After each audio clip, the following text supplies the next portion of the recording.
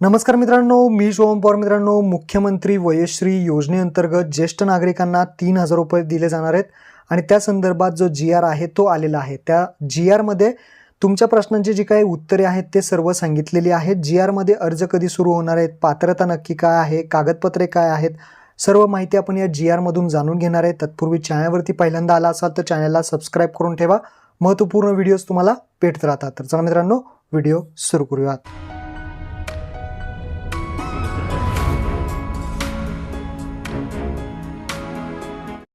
तर मित्रांनो, तुम्ही हा GR पाहू शकता, ज्यामध्ये राज्यातील 65 वर्ष व त्यावरील ज्येष्ठ नागरिकांसाठी मुख्यमंत्री वयश्री योजना राबवण्यास मान्यता देण्याबाबतचा हा 6 फेब्रुवारीचा जो GR आहे तो आहे. यामध्ये संपूर्ण माहिती दिलेली आहे.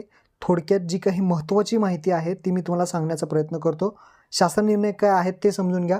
राज्यातील 65 वर्ष व त्यावरील ज्येष्ठ नागरिकांना त्यांच्या दैनंदिन जीवनात सामान्य स्थितीत जगण्यासाठी आणि त्यांना वयोमानापरत्वे येणाऱ्या जे काही अपंगत्व असतील, अशक्तपणा असतील, यावर उपाययोजना करण्यासाठी, आवश्यक सहाय्य साधने उपकरणे खरेदी करण्यासाठी, तसेच मन स्वास्थ्य केंद्र असतील, योगोपचार केंद्र असतील इत्यादीद्वारे त्यांचे मानसिक स्वास्थ्य अबाधित ठेवण्यासाठी राज्यात ही मुख्यमंत्री वयश्री योजना राबवण्यास मंत्रिमंडळाने शासनाने मान्यता दिलेली आहे. तर यामध्ये जर पाहिलं तर योजना कोणती आहे? मुख्यमंत्री वयश्री योजना. या योजनेचे ध्येय व उद्दिष्ट काय आहेत हे समजून घेऊयात. राज्यातील 65 वर्ष व त्यावरील ज्येष्ठ नागरिकांना त्यांच्यामध्ये जे काही अपंगत्व येते असतं, अशक्तपणा येत असतील, त्यांच्यावरती उपाय असतील, साधनं, त्यांना जे काही उपकरणं लागत असतील ते त्यांना दिले जाणार आहेत. तसेच मन स्वास्थ्य केंद्र असतील, योगोपचारासाठी केंद्र असतील, त्यांची काही शरीराची पाहणी वसेल तीसुद्धा ही सर्व फ्रीमध्ये केले जाणार आहे. आणि अशातच यामध्ये अजून एक आहे, ज्यामध्ये एक वेळ एक रकमी 3,000 रुपये पात्र लाभार्थ्यांच्या बँकेच्या वैयक्तिक आधार संलग्न बँकेमध्ये खात्यात जमा करण्यात येणार आहे, DBTच्या प्रणालीद्वारे. आता ही जी रक्कम आहे, भरपूर जण विचारत होते ही रक्कम महिन्याला मिळणार आहे का वर्षाला मिळणार आहे? तर GR मध्ये सांगितलेलं आहे एक रकमी याचा अर्थ होतो वर्षातून एकदा.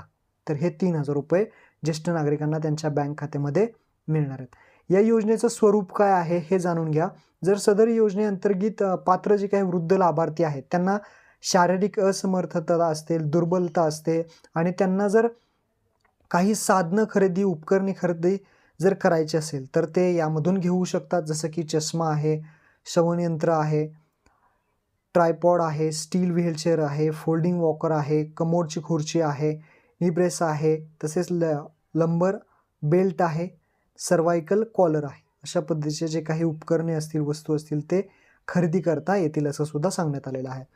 तसेच जर तुम्ही पाहिलं, ही काही निधी आहे, हा जो अर्थसहाय्य आहे हा राज्य शासनातर्फे 100% उपलब्ध करून देण्यात येईल असं सुद्धा सांगण्यात आलेलं आहे.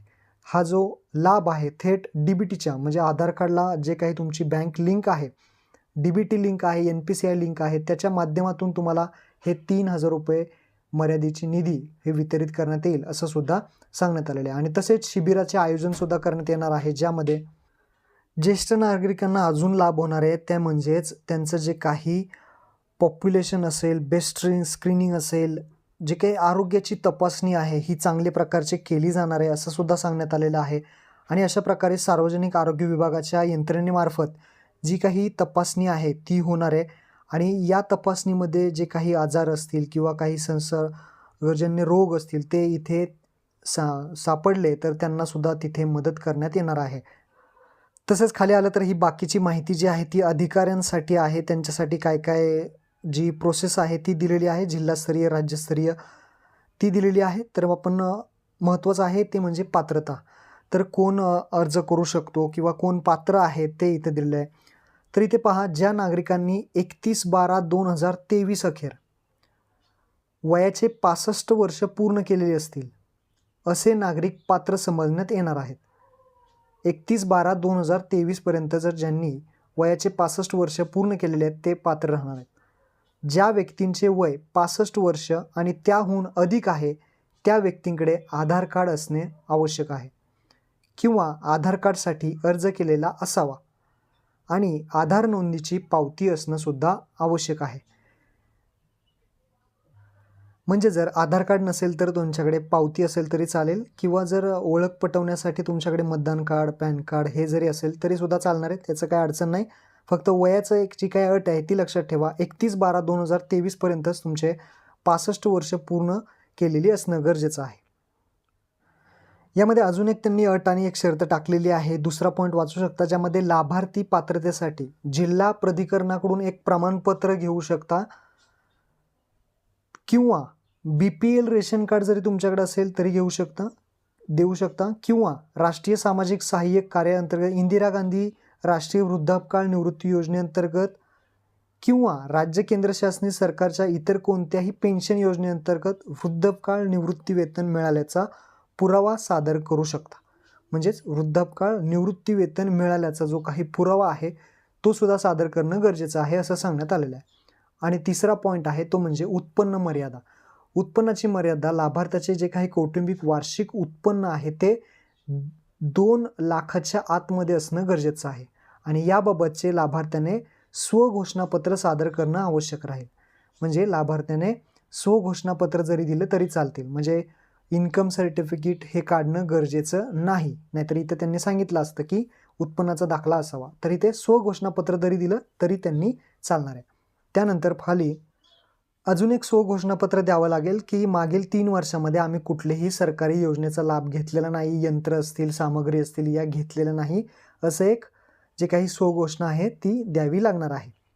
त्यानंतर पात्र लाभार्थ्यांच्या बँकेच्या वैयक्तिक आधार संलग्न बचत खात्यात ₹3,000 थेट लाभ वितरण करण्यासाठी इथे होणार आहे. आणि हा जो वितरण आहे हे आधार संलग्न बँक खाते त्याच्यामध्येच होणार आहे. जर आतापर्यंत ज्येष्ठ नागरिकांनी त्यांचं आधार कार्ड हे बँकेला लिंक केलं नसेल तर ते लिंक करून घ्या, म्हणजे जे येणारे हप्ते आहे तुम्हाला आधार कार्डच्या माध्यमातून बँकेमध्ये जमा होणार आहेत.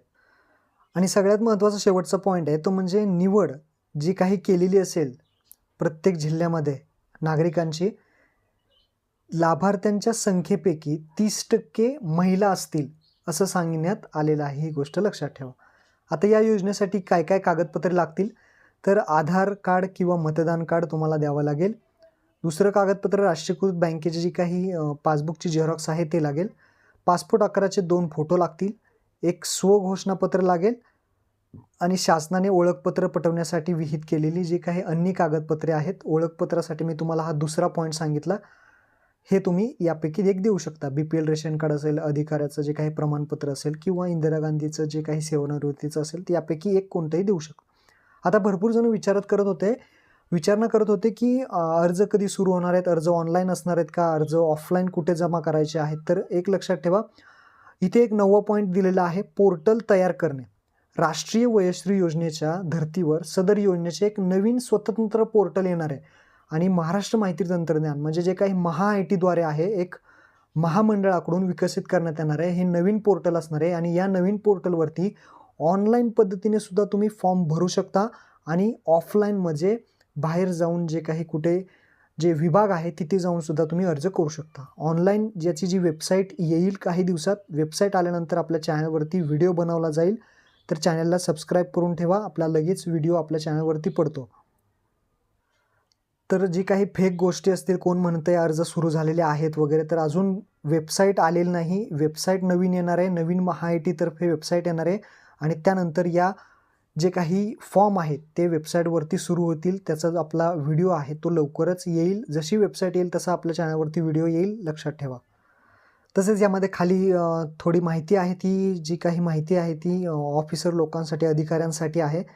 तर अशा पद्धतीने हा पूर्णपणे GR आहे. जे काही तत्त्वे वगैरे आहेत ते एकदा वाचून घ्या, GR डिस्क्रिप्शनमध्ये दिलेला आहे. आणि हा व्हिडिओ आपल्या मित्रांना आणि नागरिकांना कुटुंबात शेअर करायला विसरू नका. धन्यवाद. जय हिंद, जय महाराष्ट्र.